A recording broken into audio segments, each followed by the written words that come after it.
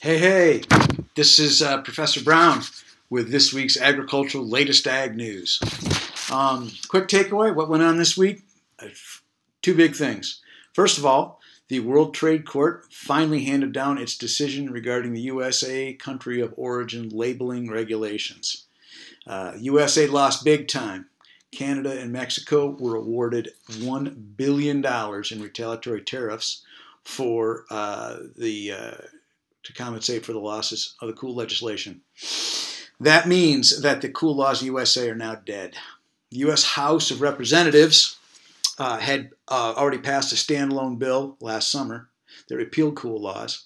Now the U.S. Senate will also include language in their omnibus spending bill that will repeal the cool laws, which of course will be signed by President Obama. Cool is dead. Second big news is that the Environmental Protection Agency finally released its rules for the Renewable Fuel Standard for 2015 and 2016 after a delay of over 12 months. And of course, no one is happy because these new rules require that less ethanol be blended into gasoline than was previously required by Congress. But still, it requires more ethanol be blended into gasoline than consumer groups and the gasoline industry think is economically viable. Further, the biodiesel lobby doesn't think there is enough mandate to make the biodiesel industry profitable. It sucks for everyone, but at least after a 12-month delay, we finally have a standard. Interesting stuff are ethanol in the United States. I'm getting some comments about this from people responding to these videos and my reports. Comment enough and I'll maybe do a special report just on explaining how ethanol policy in the United States works and affects our markets. Oil is the other big news. Looks like we are headed for a general oil price collapse towards US $20 a barrel.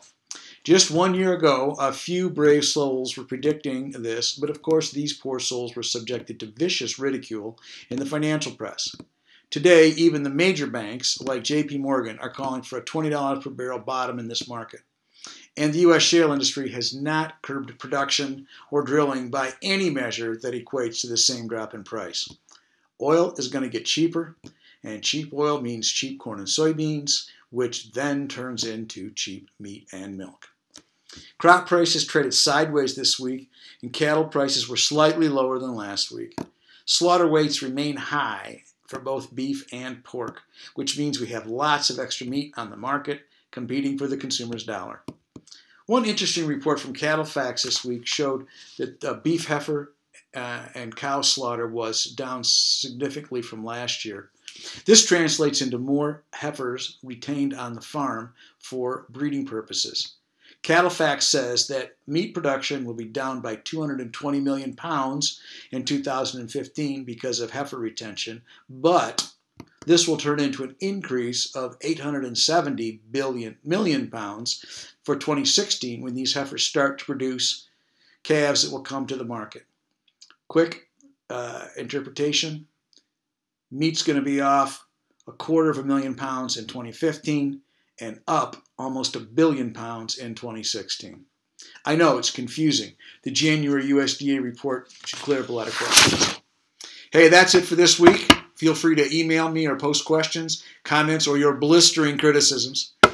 This week's report was brought to you again by BreedX USA LLC, your source for quality beef and dairy genetics all around the world. Thanks a lot.